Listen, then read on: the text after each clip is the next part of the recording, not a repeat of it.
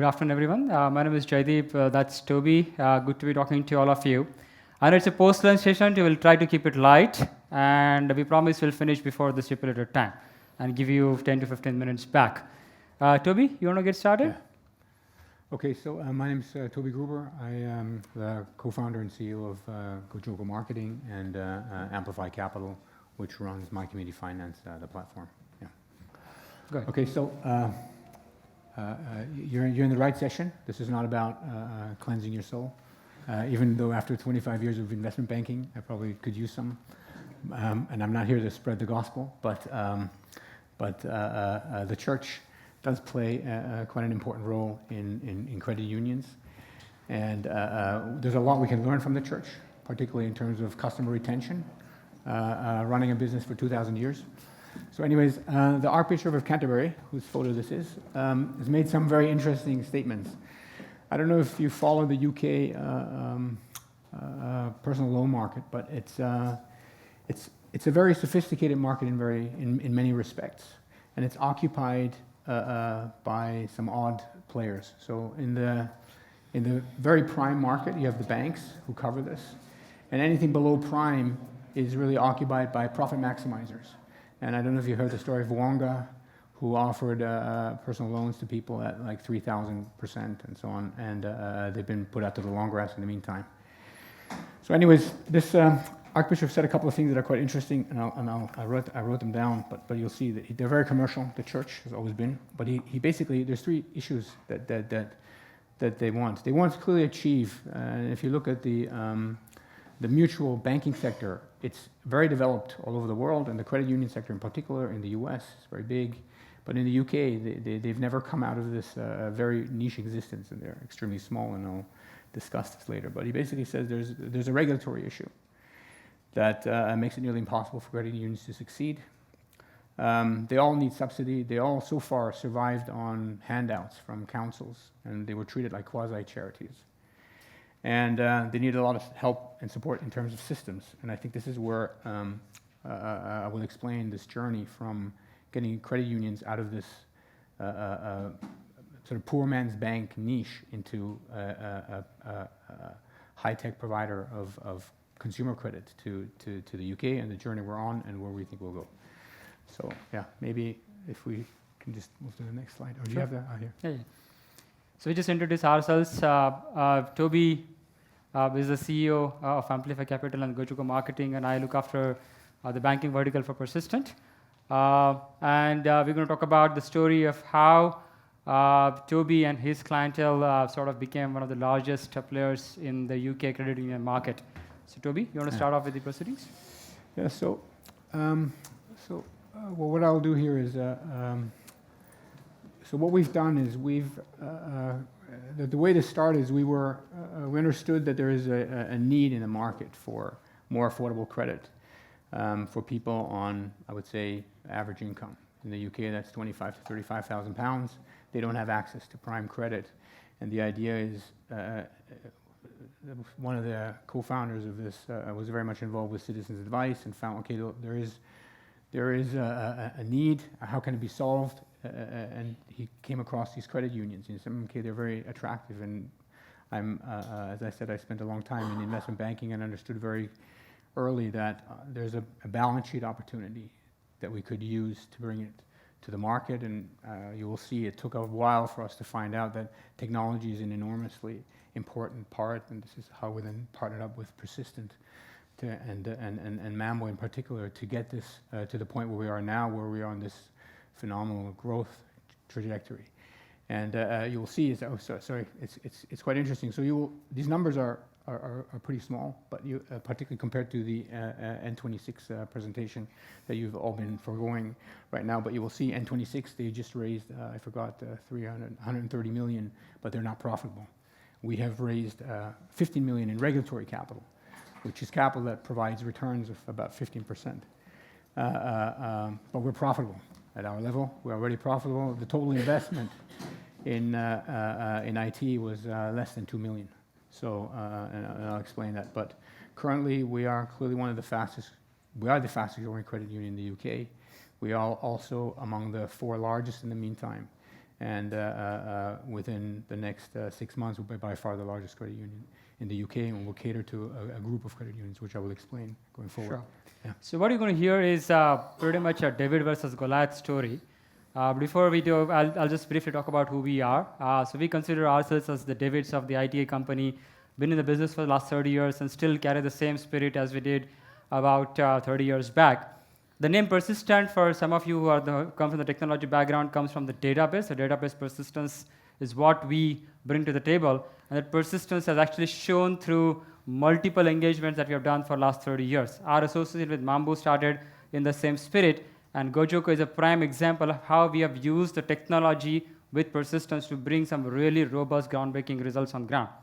We are about 10,000 people strong company present in 20 countries. We work with a lot of industry segments you would see on the top, but the primary one that we focus upon is the Davids and the Goliaths of the banking industry. What I mean by that is the Davids, like the ones who take on the existing establishment of financial services. The Goliaths are the ones who are trying to become David. It's a quite interesting battle. It's not David versus Goliath, it's Goliath trying to become David, if you know what I'm trying to say. So we'll talk about the David story today. Okay, so you'll see in the UK, they're clearly the poor cousins of the banks. In the US, it's not the case, and I'll also show that. But there's clearly a way, and as a matter of fact, in the US, the credit unions, in the meantime, are buying the banks. So I think there's an interesting path for us forward. And as I said, everybody talks about client-centric propositions. For us, the whole idea of how do we get credit unions there was really how do we alleviate this poverty premium in the UK. And I don't know if you know, but people on this middle income, they pay more than £2,000 a year more for services, particularly financial services, than somebody on a high income that is a prime credit. And that just doesn't seem right. So we thought, okay, the spirit of the credit unions and the regulatory setup is such that it could work if we find the right technology to get it done. Yeah. So here is an example, and you can see in the UK the penetration is very low. They're only 2% of the unsecured loan market, whereas in the US they're 52%. So community banks play a very large role in other jurisdictions, and even in Europe, in Ireland, in Germany, in Austria, the cooperative banking sector is very large. And credit unions are a bit of an odd animal in this space. So we, you can see in the UK, to give you some numbers, there's 300 credit unions. The average balance sheet size is £500,000. They have nothing that is important to grow. They have neither the management, nor the IT, nor the financial capabilities, nor the understanding how to raise capital, nor access to markets. So you can see that of those 300, there's only a handful that are bigger than 15 million. And we're, in the meantime, the credit unions that we run, one of them in particular is just grown to 45 million, which puts us sort of in the third place, I think. And within a year, we'll be by far the largest, and it'd be interesting to watch the space. Yeah. So I think I went into most of these problems, but it's, as I said, technology is only a sort of means to an end, and we're fin by design and tech by accident, because we needed to figure out how do we get what we want to achieve done, and as I said, we're a very early adapter of Mambu, which was a lucky group at the time. They were very small. I think we went on Mambu in 2015. We then early on looked for a partner that could help us develop the piece on top. It was impossible for us to hire IT people or our own IT team in the UK. I've looked at other lending platforms. They spend 75,000, 80,000 pounds a month on an IT team to do that. We worked with Persistent, and they really, I have to say, did a phenomenal job in getting the technology always to the right place where we needed it, exactly the right point. So that was sort of key in getting these various pieces. But as I said, technology is one piece. The other is, in a mutual, how do you raise capital? It's nearly impossible because you can't buy equity. So all the players in this market are profit maximizers. So where do we find that? We looked at impact investors. They really don't understand the concept, because when you talk to an impact investor, they don't like you making a profit. But then how can you be sustainable if that doesn't work? So there is enormous amount of, first of all, mistrust with the credit unions. They can't do it. They tried it many times. The government, I think they put out 30 million to APCO, which is the trade body, to put together an IT system that the credit unions could use, and the money's gone, and there's nothing. So you can see if there's not the right mindset, the right understanding of how to do it, you will never get anywhere. So yeah. So then here, what is the market that we are catering to? So clearly the prime market, they don't need help. They have access. I mean, if you're good, you can access credit at some 1%. And if you're very good, maybe at negative rates, as I heard, you can take a mortgage in Holland and get paid for it.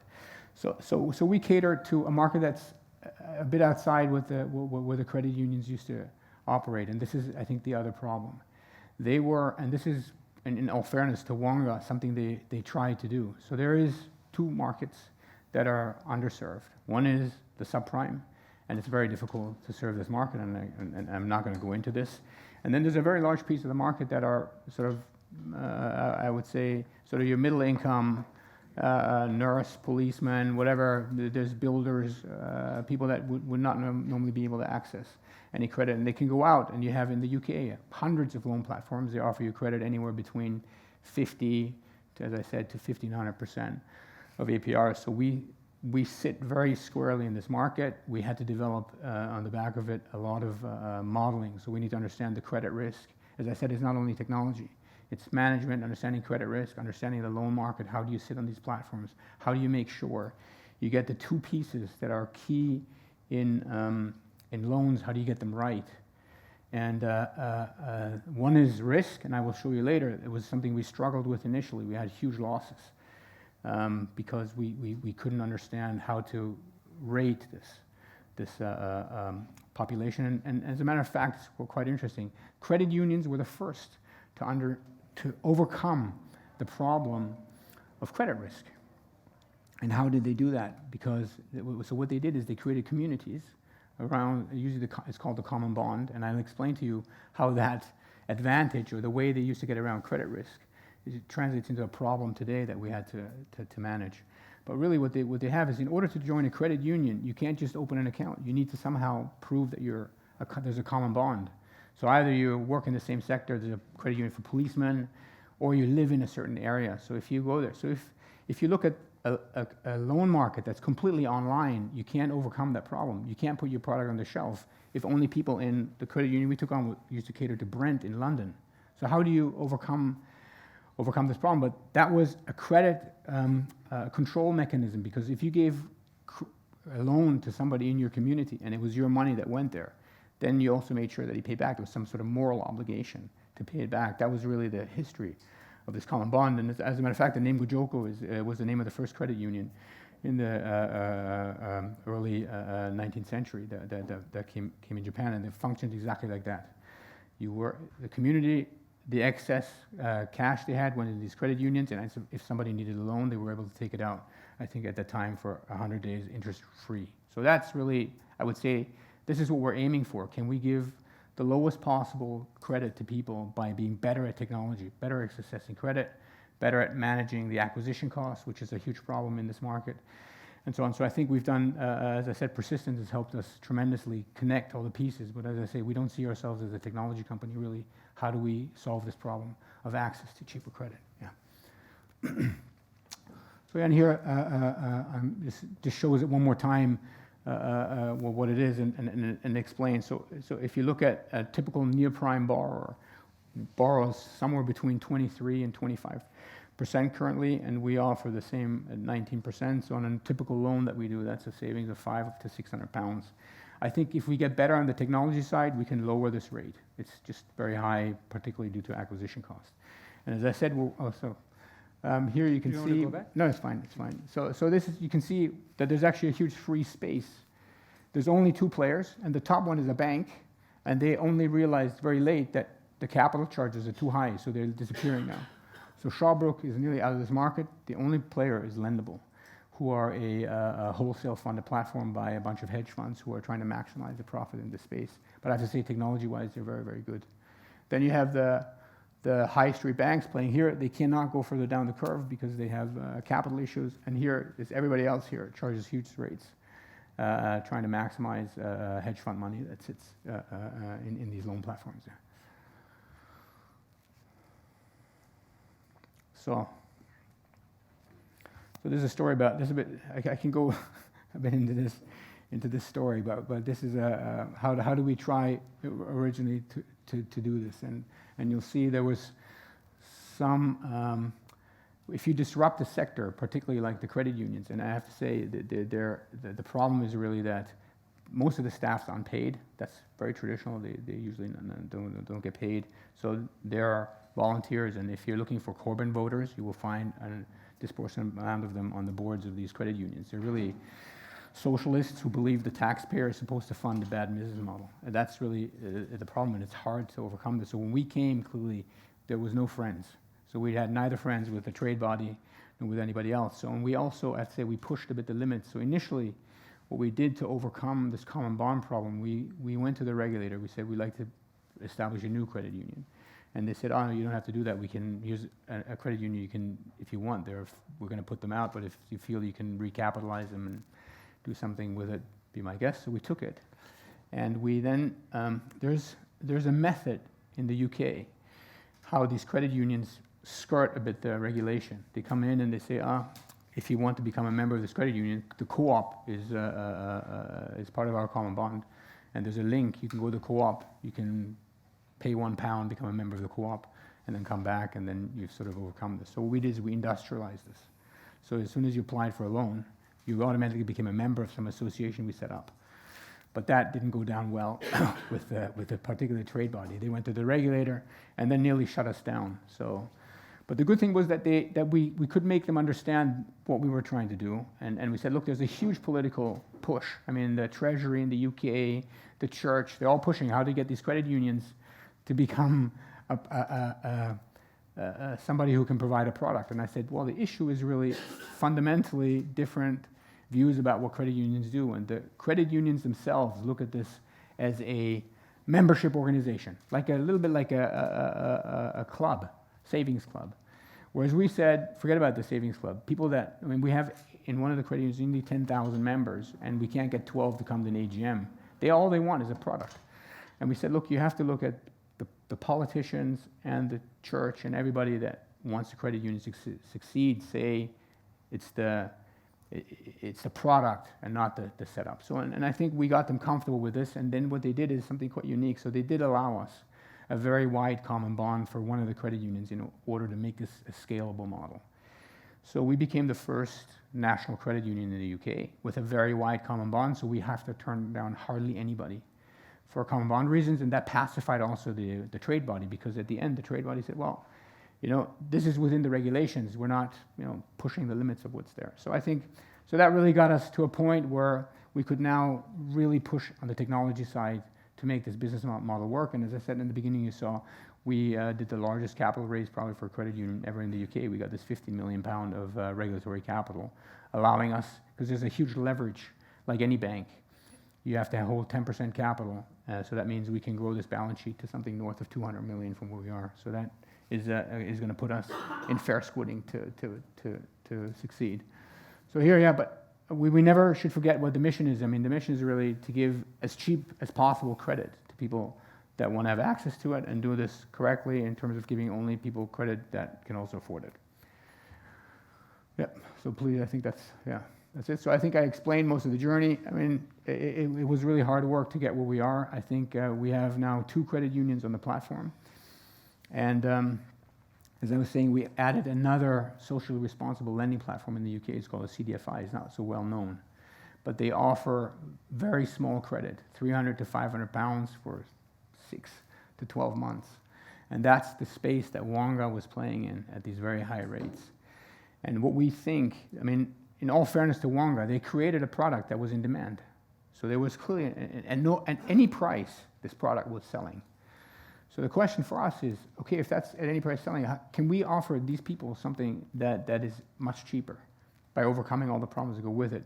And Wonga was trying to have that segment of the ultimately financially stretched people funding their own problem, and that's why the rates were so high, because the losses, everything that went with it, had to be funded by the same segment. So what we're saying is, okay, we're in a very profitable segment of this market, in this near prime. People that take out loans, they can pay them back, and you can make a profit. So we will use that to cross-subsidize this very low income product, and I think that's really, it's a phenomenally good product, and I think it will change the way the UK unsecured personal loan market is working. Yeah.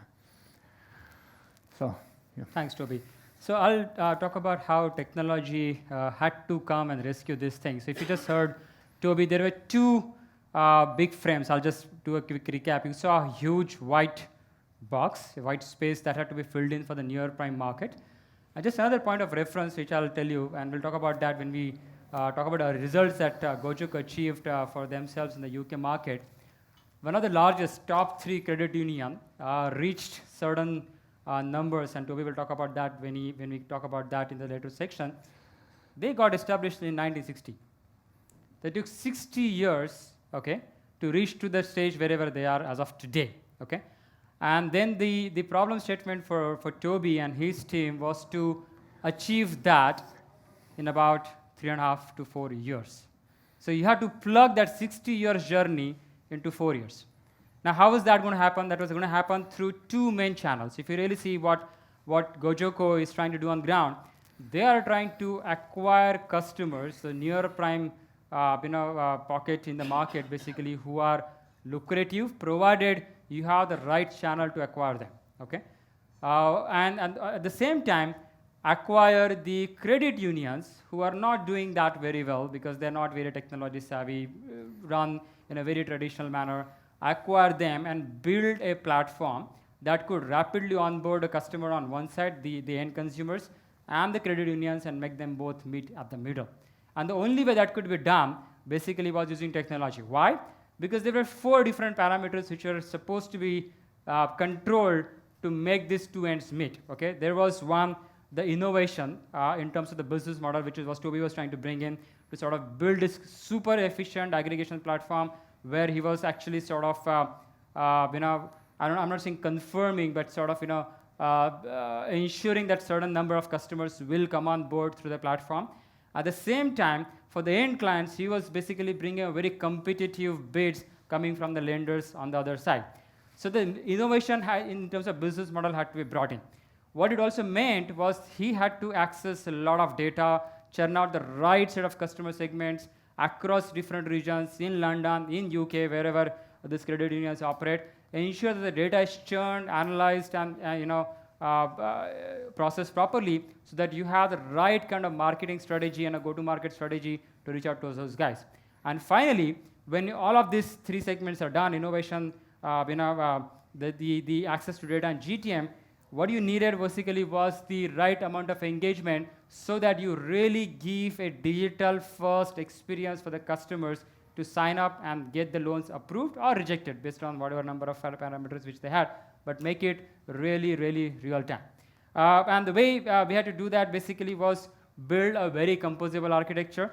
I'm not going to go into the details of this, but what you see at the top is the experience, which is what I talked about as a part of the user engagement. So once I decide which customer segment I'm going to target, I need to be able to build a very pluggable, very composable architecture to engage with them. I'll just point a couple of examples over here. You'll see the standard channels coming in from mobile devices or web channel and that sort of thing. Although we are not live yet with this, we expect certain things to happen with the devices and things. People talk about voice banking and IoT banking and whatnot. We're not really doing it as of today with Gojoko, but I'm sure it's a matter of time where people will start thinking about those things, and you got to be future-proof for those kind of things today, because that's where the scalability and the first mover advantage is going to play in your favor. Next up, you have the data. As I said earlier, so access to data is basically going to come in various shapes and forms, right amount of customer insights, right amount of customer segmentation, so that you can really fine-tune your marketing strategy and your campaign generation strategies to target those guys. Obviously, all that needed was an extremely flexible, digital-first, cloud-native core, which is where we leverage Mambu. And all this is obviously completely API-driven. Why API-driven? Because in order to support the multiple channels, whether it is mobile devices or webs or Internet of Things and stuff like that, You also have a huge network of partners, resellers, distributors who have to come to the same channel. You can't really give them a different experience or an engagement level as such, and all that has to happen through a very standard API ecosystem, top to bottom. Well, what we ensured, though, basically was a clear segregation of the experience versus data, so that anything changes at the bottom through the data, new customer segments, new geos, new whatever product definitions, that don't impact your experiences, or whatever you change on the experience side, that doesn't impact your core systems at the bottom. In terms of the setup, this is how it looks. So what Toby described is the bunch of people on the other side who could be directly coming to the platform, or they may be coming through partners or brokers or distributors or other aggregators for that matter. They would all be coming through the same channel, okay? Then there is a risk profiling which is done through ADP. There are a bunch of other additional underwriting which is done using Salesforce that we build.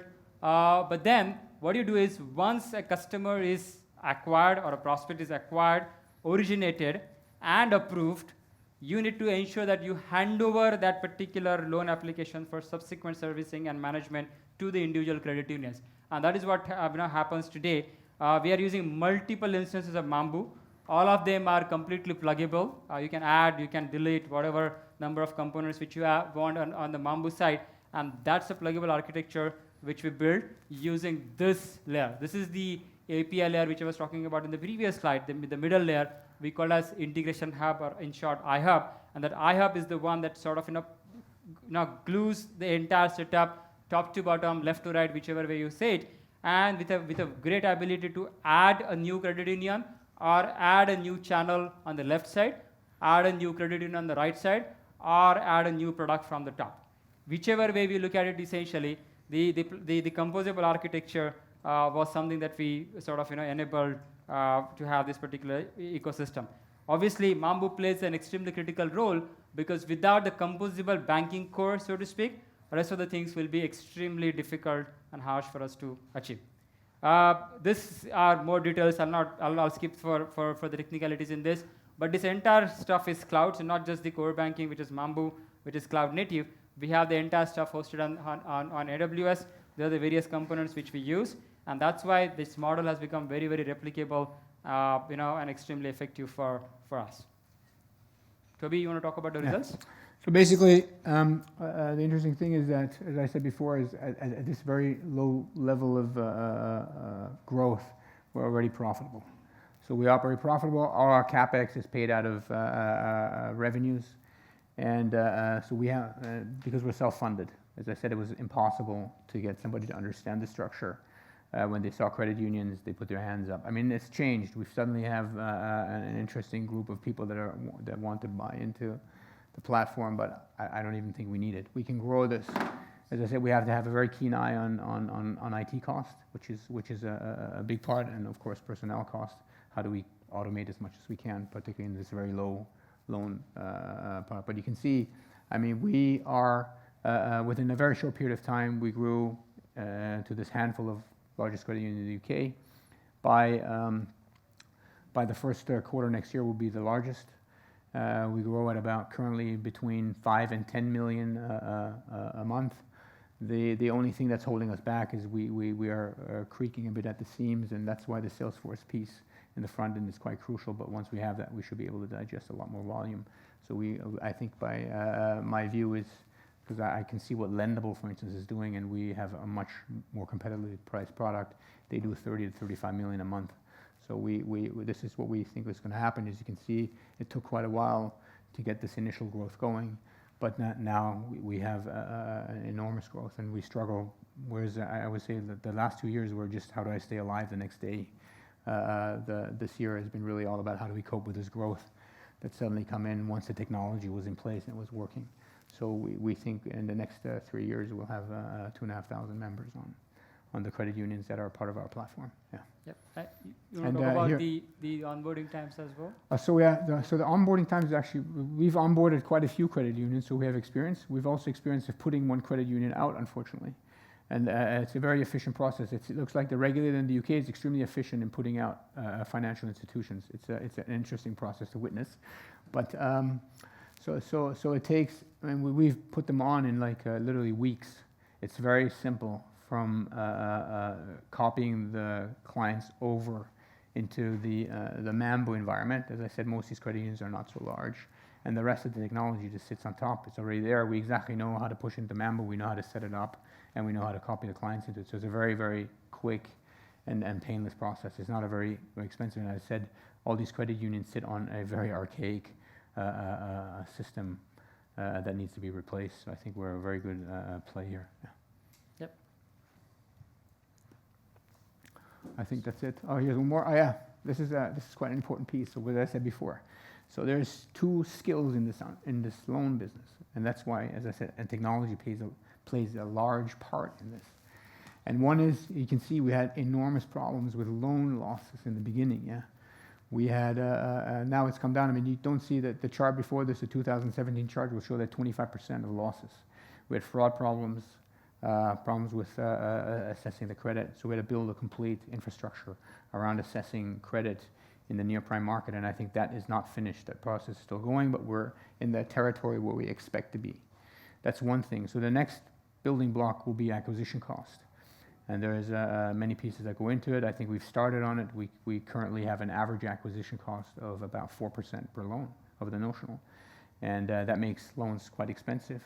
So what we need to do is we need to get this down, and my view is we can get this sub 2%. So that will clearly, and we pass these benefits on to people that come to take loans. So that's this part of risk. That's why I mean, technology is a piece of it, but it's also understanding your market, understanding your balance sheet, your constraints and your benefits. And I think that's the work with Persistent has been very, very helpful for us to get there. Yeah.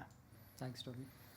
So, well, that's not the end. That's just the beginning as far as we're concerned. Because as I said earlier, the example which I gave about this credit union that got established in 1960, it took 60 years to come to wherever they are today, and Gojoko and the entire consortium is going to sort of surpass them in less than 3 to 4 years.